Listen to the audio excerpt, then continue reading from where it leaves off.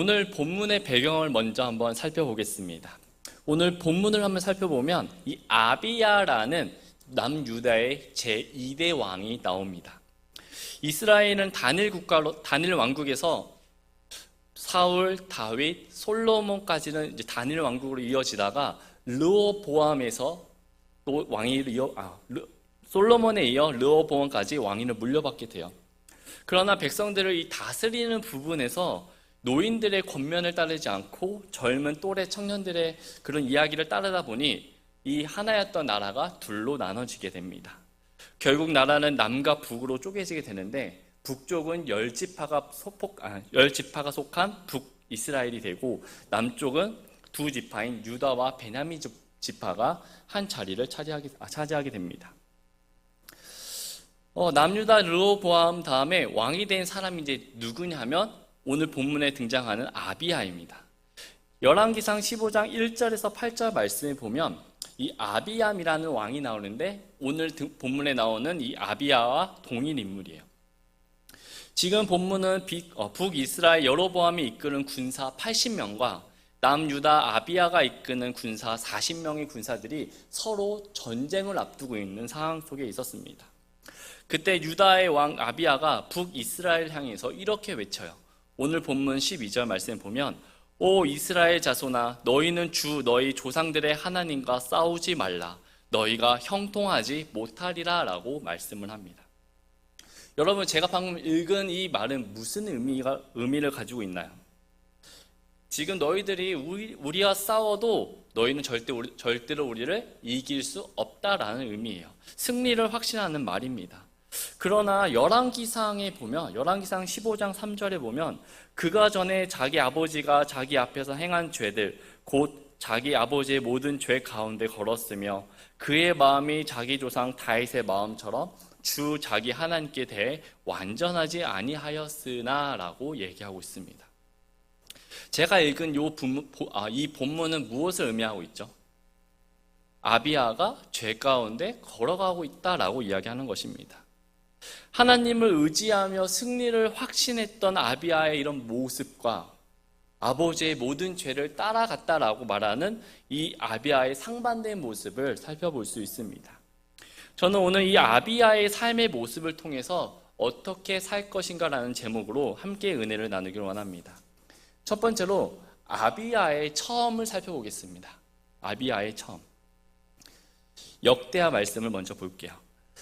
이스라엘은 솔로몬의 아들 르호보암이 정상적으로 왕위에 오르게 됩니다. 그러나 여로보암과 이스라엘 10지파의 배신으로 나라가 쪼개지게 되죠.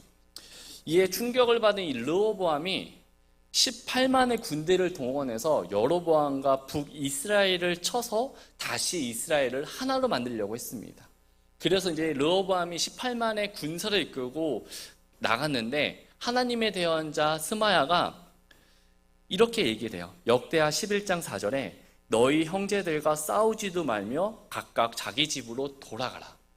지금 싸우지 말고 자기 집으로 돌아가라고 이야기합니다.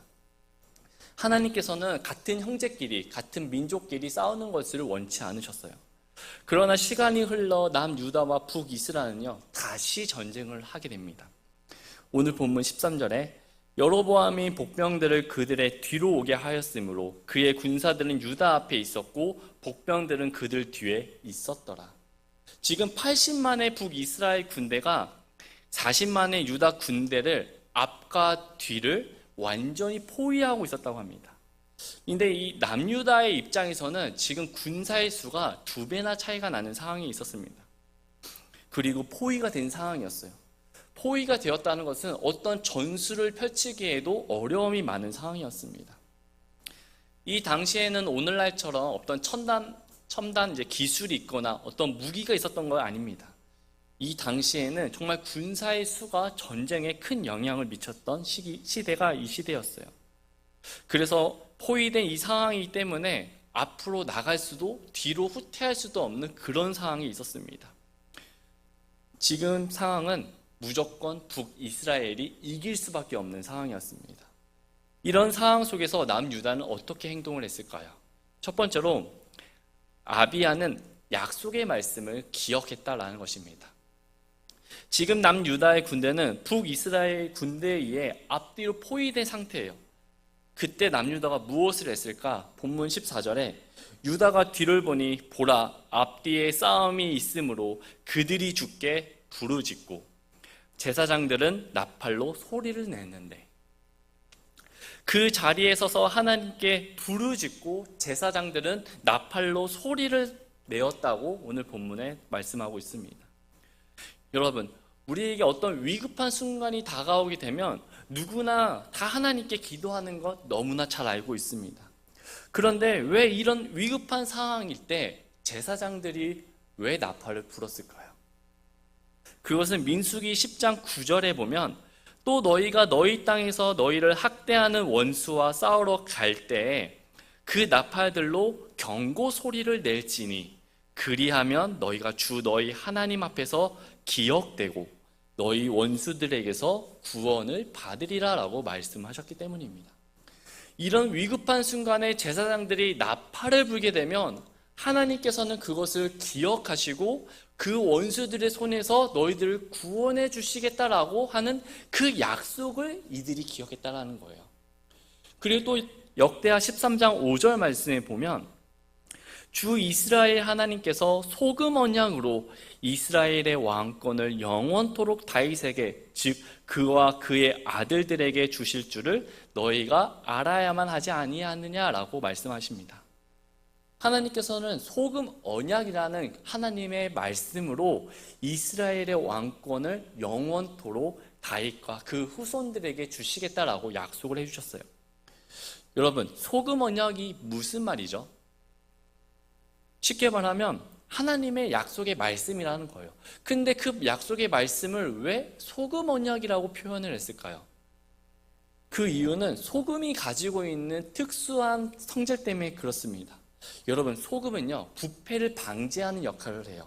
그래서 소금을 써서 방부제 역할을 많이 하기도 합니다. 그리고 한번 소금을 쓰게 되면 썩지가 않아요. 그리고 아주 오랫동안 보관이 가능합니다.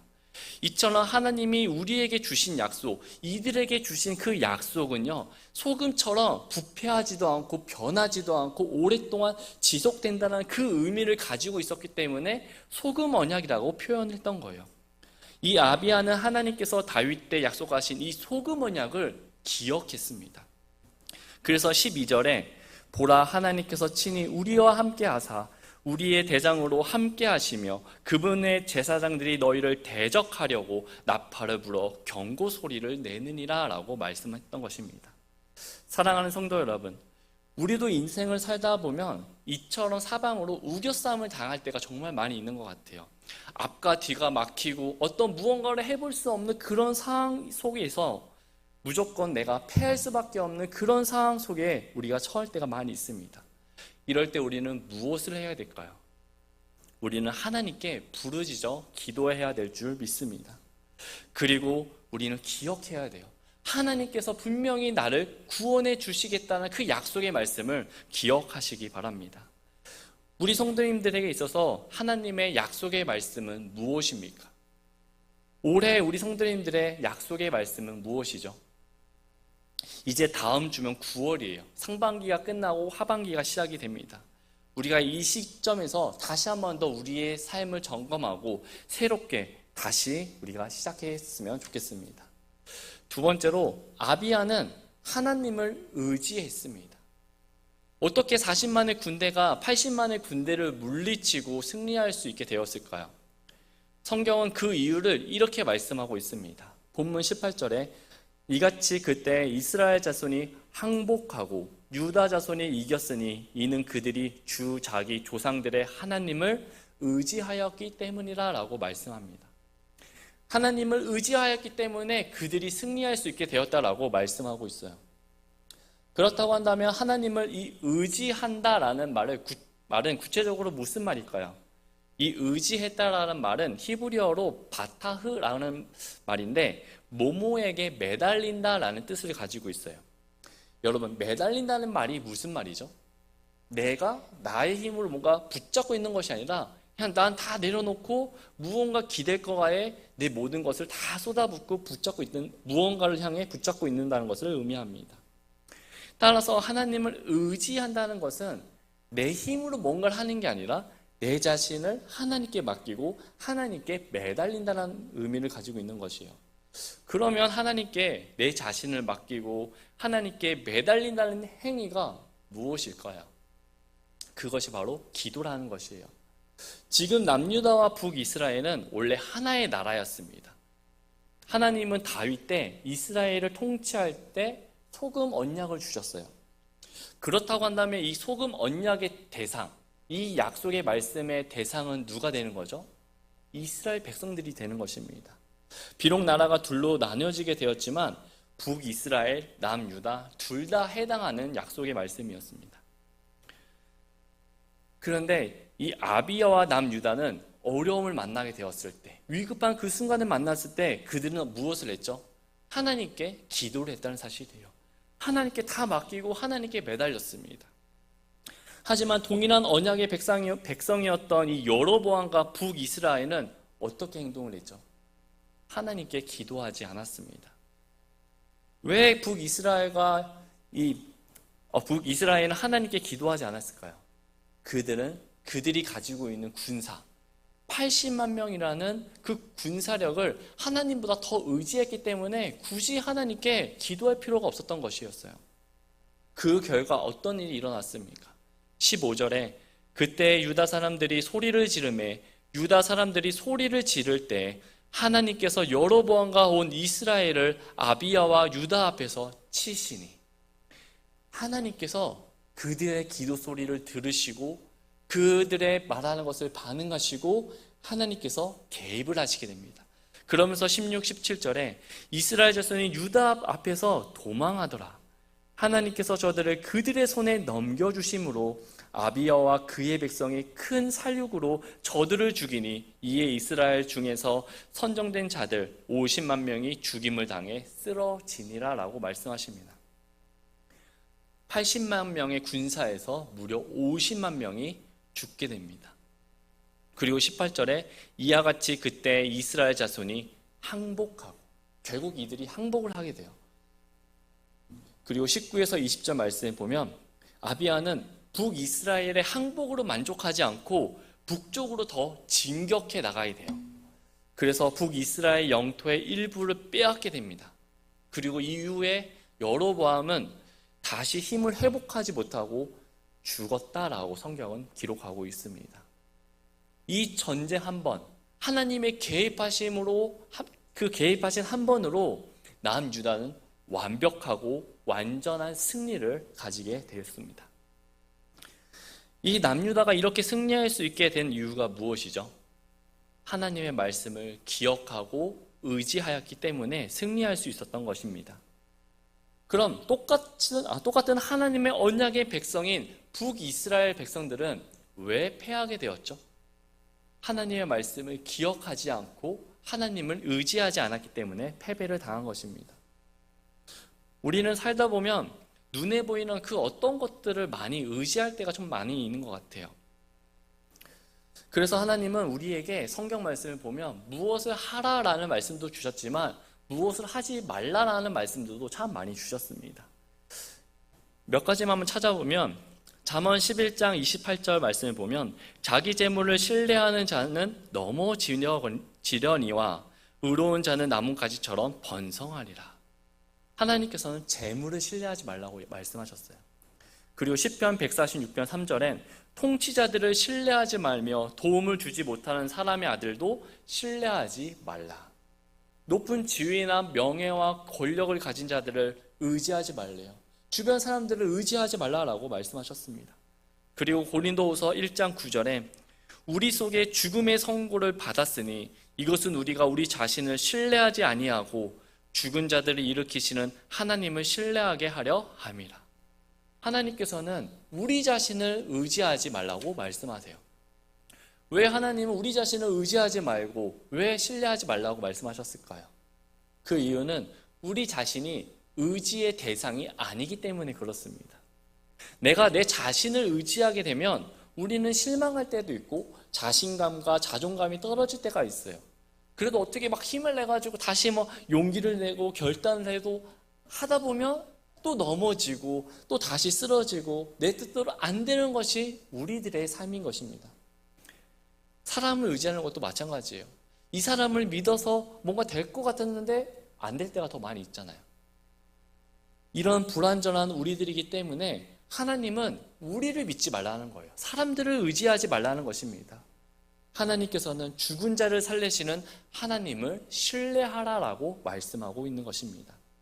결국 이 아비야는 하나님을 의지했을 때, 눈에 보이는 어떤 무언가를 의지한 것이 아니라 하나님을 의지했을 때 완벽한 승리를 거두게 된 것을 보게 됩니다. 그러면서 역대하 13장 21절에 아비야는 강력하게 되었고 14명의 아내와 결혼하여 아들 22명과 딸 16명을 낳았더라. 하나님의 은혜로 이 아비야는 강성해졌습니다. 여러분, 강원도 향토 음식 프랜차이즈한 강릉 장칼이라는 음식 브랜드를 아시나요? 2014년 경기도 고양에서 첫 시작을 했는데 지금 국내에 26개의 가맹점을 가지고 있고 해외에 수출도 하고 있는 성공한 요리 기업이라고 합니다. 그래서 한 프로그램에서 이 브랜드가 어떻게 성공을 했는지 창업에 관한 이야기를 인터뷰를 하게 돼요. 대표가 박영산 씨인데 원래 이분은 억대 연봉을 받는 은행원이었답니다. 그리고 당시에 부지점장 승진을 앞두고 있었다고 해요. 그런데 이 외식업으로 이 방향을 튼 계기가 자기 사업을 해보고 싶다라는 큰 꿈이 있었다고 합니다. 그래서 지금까지 받는 것만으로도 충분했는데 다 내려놓고 자신의 꿈을 위해서 사업을 시작하게 돼요. 근데 이제 막상 사업을 시작했는데 생각처럼 이게 잘 되지 않는 것입니다. 계속 뭔가 미끄러지고 뭔가 실수하게 되고 뭔가 계속 안 되는 거예요. 그리고 자신에게 딸린 가족들이 있으니 어쩔 수 없이 차선책으로 큰 누나와 가게를 하나 차리게 되는데 이게 장칼국수를 차리게 됩니다. 근데 이마저도 잘 되지 않아요. 하루에 매출이 10만 원도 나오지 않았다고 합니다. 너무 안 돼가지고 어떻게 될까, 어떻게 해야 될까 고민을 하다가 어느 날 아내가 말씀을 같이 보자고 권유를 했다고 합니다. 그래서 말씀을 이제 보게 됐는데 이분이 말씀을 보면서 엄청나게 많은 눈물을 흘렸다고 얘기를 해요. 왜 그 눈물을 흘렸냐 하면 그동안 자신은 억대 연봉에 항상 붙어 다니는 꼬리표가 뭐냐면 최연소 승진이라는 꼬리표가 따라다녔다 합니다.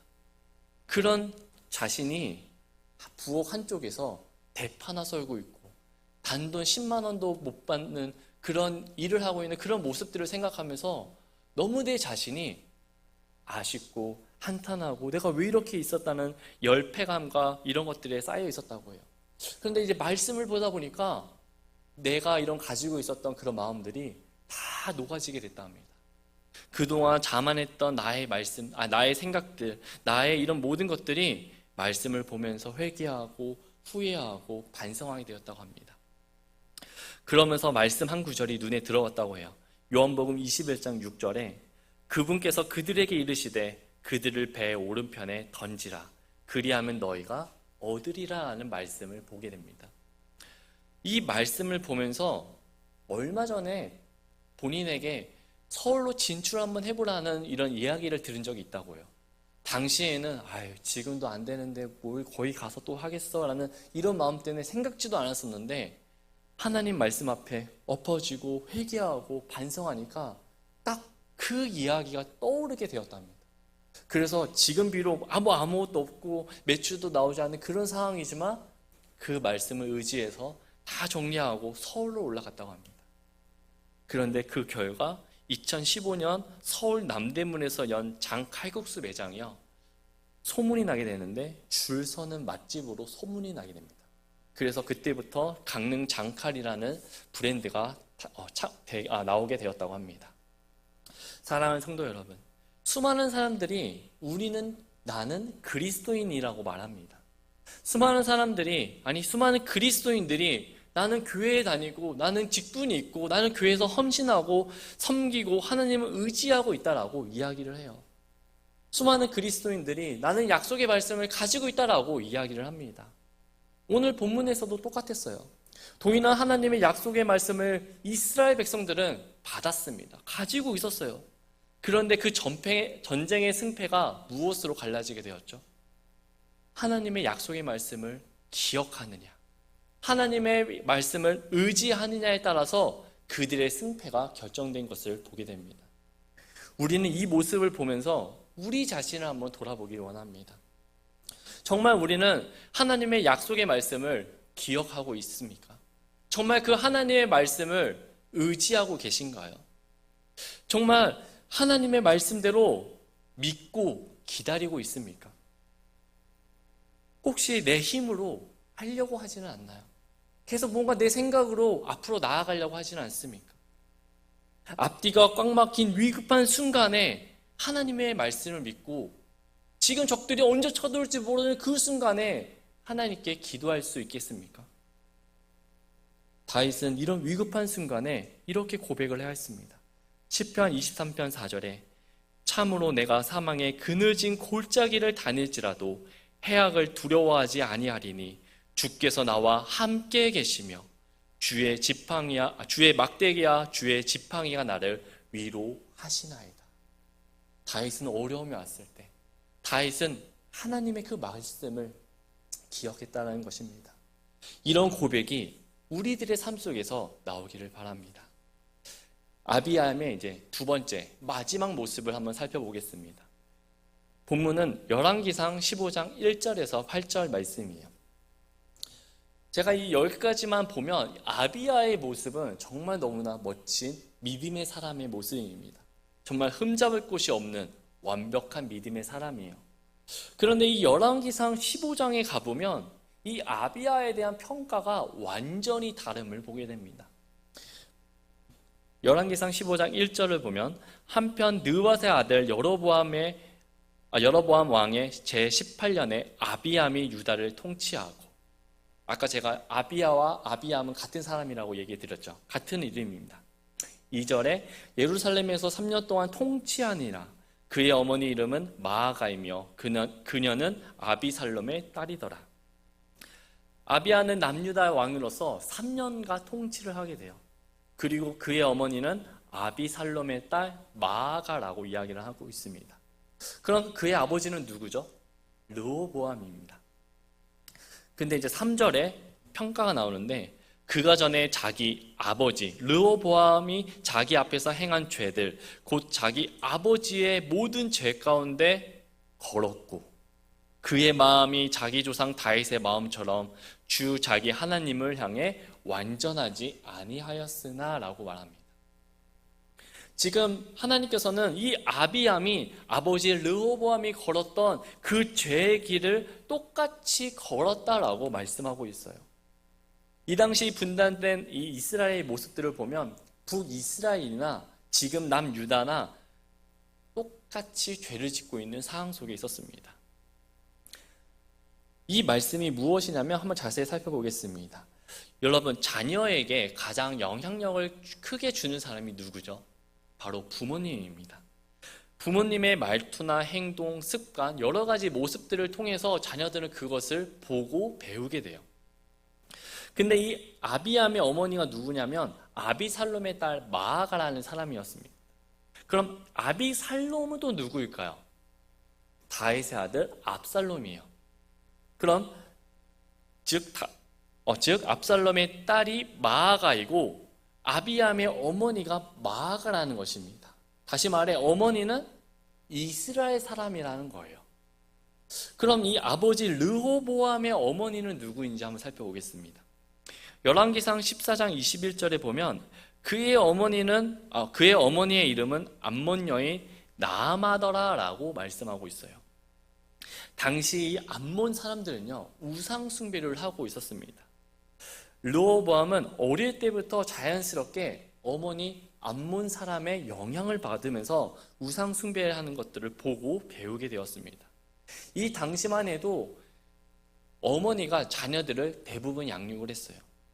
근데 어머니가 암몬 사람이기 때문에 우상 숭배하는 모습들을 어릴 때부터 자연히 보고 배우게 되었습니다.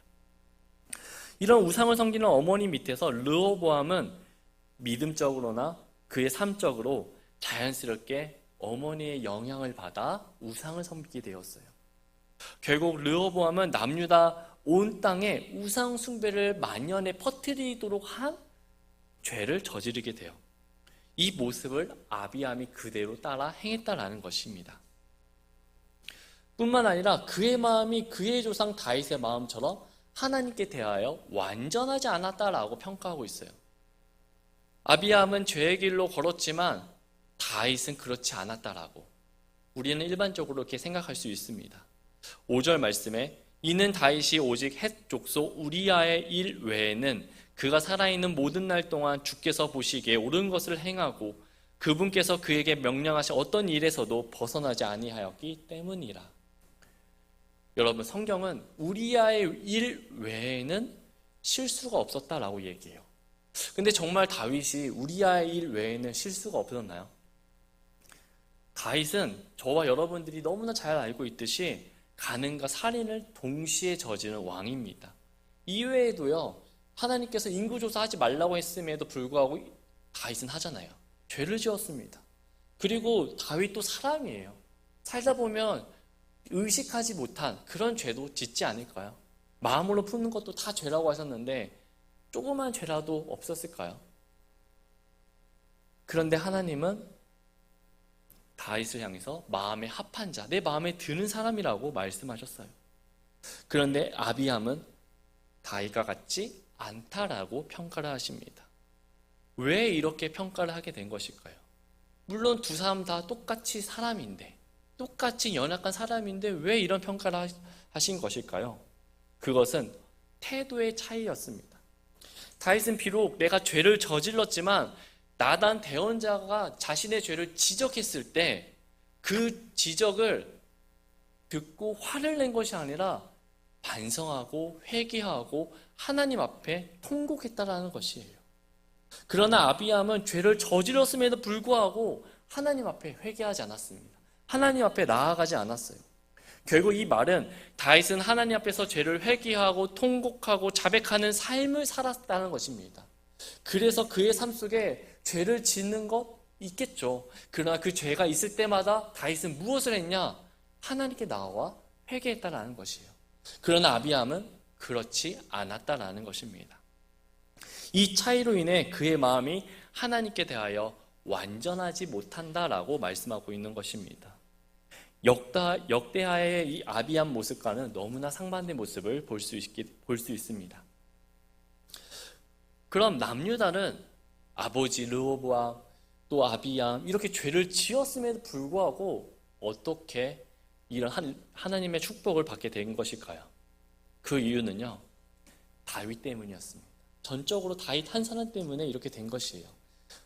본문 4, 5절 말씀에 그럼에도 불구하고 다윗을 위해 그의 하나님께서 그에게 예루살렘에서 한 등불을 주셔서 그의 뒤를 이을 아들을 세우고 예루살렘을 굳게 세우려 하셨으니 이는 다윗이 오직 헷 족속 우리아 일 외에는 그가 살아있는 모든 날 동안 주께서 보시기에 옳은 것을 행하고 그분께서 그에게 명령하신 어떤 일에서도 벗어나지 아니하였기 때문이라. 하나님은 다윗을 통해서 유다 지파를 통해 메시아가 올 것이라는 것을 예언하셨습니다. 비록 지금 남유다가 르호보암이 아비암이 죄를 짓고 죄를 지었다 할지라도 다윗이라는 그 한 사람 때문에 지금 하나님의 은혜 속에 축복 속에 있게 된 것이었습니다. 북이스라엘은 10명의 지파가 있었어요. 10개의 지파가 모여 있었습니다. 이 북이스라엘의 대표적인 특징이 무엇이냐면 북이스라엘의 이 왕조를 보면요, 계속 왕이 바뀝니다. 근데 이게 무려 250년 동안 9개의 왕조가 바뀌게 되는 이런 일들이 일어나요. 그런데 이상하게도 남유다는 좀 더 이후에 멸망하잖아요. 왕조가 바뀌지가 않습니다. 유다 지파에서 계속 이어지게 돼요.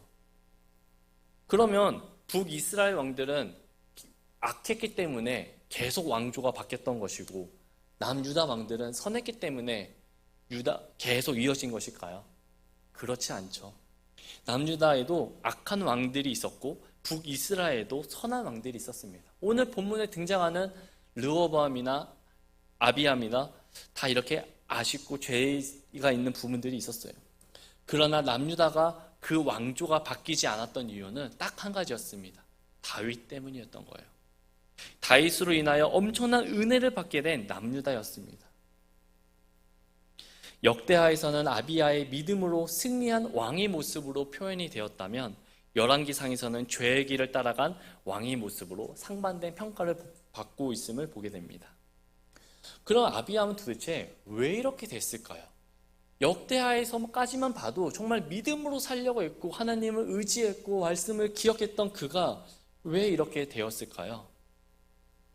그 이유는 전쟁에서 대승을 한 이후에 내가 점점 강성해지니까, 점점 그의 마음속에 교만이 싹트게 되었기 때문에 그렇습니다. 잠언 18장 12절에 멸망에 앞서 사람의 마음에 거만이 있고 명예에 앞서 겸손이 있느니라. 야고보서 4장 6절엔 그러나 그분께서 더 많은 은혜를 베푸시나니 그러므로 그분께서 이르시되 하나님은 교만한 자들을 물리치시나 겸손한 자들에게는 은혜를 베푸시느니라. 내가 뭔가 어려울 때, 내가 뭔가 성공만 하고 내가 뭔가 잘 되기만 하면 어떤 은혜를 갚을 것 같지만 막상 우리가 성공하고 잘 되면 잊어버리기도 하지 않나요? 내 인생에 하나님만 어려울 때는 그렇게 붙잡고 살아가다가 내 삶이 조금 형통해지면 하나님을 잊어버릴 때도 있습니다. 하나님께 부르짖어서 하나님의 능력으로 대승을 거두었음에도 불구하고 그의 삶은 점점 하나님과 멀어지게 되었습니다. 우리는 이 모습들을 보면서 한 가지 깨닫는 부분이 있습니다. 그것이 무엇이냐면 내가 아무리 하나님의 은혜와 축복을 받았다 할지라도 이것이 계속 믿음이 좋아지고 그 축복이 계속 이어지는 것은 아니다라는 사실이에요. 그렇기 때문에 우리는 날마다 믿음이 성장하고 믿음을 유지하고 내가 뜨거운 믿음을 가지기 위해서는 날마다 하나님과 동행하는 삶이 필요하다는 것을 너무나 잘 알고 있을 것입니다. 그렇기 때문에 우리는 비록 내가 하나님의 축복을 받았다 할지라도 그곳으로 만족하는 것이 아니라 매일매일 하나님의 뜻이 어디에 있는지 매일매일 하나님과 동행하고 하나님의 말씀에 순종하는 삶을 살아갈 때 우리가 건강한 믿음을 가지게 된다는 사실을 여러분 기억하시기 바랍니다. 이 세상에는 네 종류의 사람이 있습니다. 처음도 좋고 마지막도 좋은 사람이 있어요. 처음은 나쁘지만 끝이 좋은 사람이 있어요. 처음도 나쁘고 끝도 나쁜 사람이 있습니다. 처음은 좋았지만 끝이 안 좋은 사람도 있어요. 여러분들은 어떤 종류의 사람입니까? 오늘 본문의 아비야처럼 처음에는 좋았습니다. 하나님만 따라갔어요. 그러나 그의 마지막은 어떻게 되었나요? 아니면 오늘 본문 하나님께서 칭찬한 다윗처럼 비록 그 삶의 중간에는 실수가 있었음에도 불구하고 그의 처음과 마지막은 하나님께 놀랍게 쓰임을 받게 되었습니다. 영국 수영 국가대표 애덤 피터는 평영 부분 세계 최강자입니다. 하지만 지난 2022년 발 부상으로 인해서 우울증과 또 알코올 중독 등 이런 것들이 겹치면서 한때 수영을 떠나기도 했어요. 그러다가 하나님의 말씀을 듣게 되어 그가 구원을 받게 되고 하나님의 자녀가 됩니다.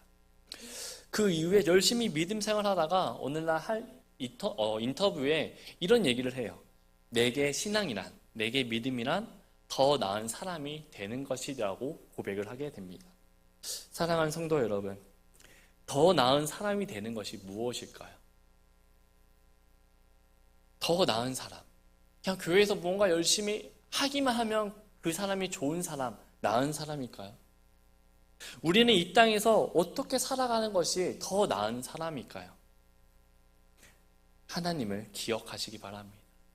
하나님을 의지하시기 바라요. 하나님은 우리가 하나님께 행한 이 작은 몸짓 하나도 잊지 않고 기억한다는 사실을 기억하시기 바랍니다. 그래서 우리 성도님들이 하나님께 드려지고 헌신하고 내 마음을 표현하고 기도하는 모든 것들이 하나님께서 다 들으시고 기억하신다는 것이에요. 이 사실을 우리가 기억할 때 우리는 더 나은 삶을 살아갈 수 있는 것입니다. 이것이 명확해질 때 인생의 방향이 명확해지는 것입니다. 여러분, 그리스도인들에게 있어서 최고의 칭찬이 무엇입니까? 그것은 변함이 없다는 거예요. 이 사람을 지금 보나 내년 1년 뒤에 10년 뒤에 보나 똑같이 그 자리에서 헌신하고 섬기고 주님을 위해서 뜨겁게 있는 그 모습 그대로가 변함이 없다. 그 모습이 우리들에게 있어서 최고의 칭찬인 것입니다. 제가 이렇게 우리 강동교회에 왔습니다. 3년이 이제 넘어가고 있는 시점이 있는데, 제가 우리 성도님들을 보면 변함이 없는 것 같아요. 다 늘 주어진 자리에서 늘 똑같이 헌신하고 찬양하고, 특별히 오늘 수요예배 나오신 분들은 더 그렇습니다. 변함이 없어요. 늘 똑같이 주차 안내, 늘 똑같이 식사 당번, 늘 똑같이 찬양 인도, 늘 똑같이 모든 것들이 그 자리에서 변함이 없는 것 같습니다. 그럴 때 다른 사람들이 우리를 보고 뭐라고 얘기할까요? 참 저 성도, 저 형제 자매 변함이 없다. 그것이 우리들에게 있어서 최고의 칭찬인 것입니다. 하나님도 우리의 모습을 보고 어떻게 칭찬하실까요? 변함이 없어서 좋다라고 칭찬을 하실 것입니다. 이런 모습들이 교회뿐만 아니라 우리의 가정에서도, 우리의 삶 속에서도 계속 이어져야 돼요. 교회에서는 열심히 하고 정말 참된 사람이라고 얘기 듣는데, 밖에 나가면 세상 사람들에게 소위 말하는 그런 이야기를 듣는다면 이것이 본이 되겠습니까? 다윗은 이런 삶의 전반적인 모든 부분에서 성공한 사람이었어요. 그래서 다윗 한 사람으로 인해서 남유다가 큰 은혜와 축복을 받게 되었습니다. 하지만 아비야는 실패하게 되었죠. 하나님의 평가는 죄를 따라갔다라고 이야기를 하고 있습니다. 사랑하는 성도 여러분, 우리는 어떻습니까? 우리는 하나님 앞에서 어떤 평가를 받으실 수 있으시겠습니까? 우리는 나의 가치를 알아주는 사람을 만나길 바랍니다.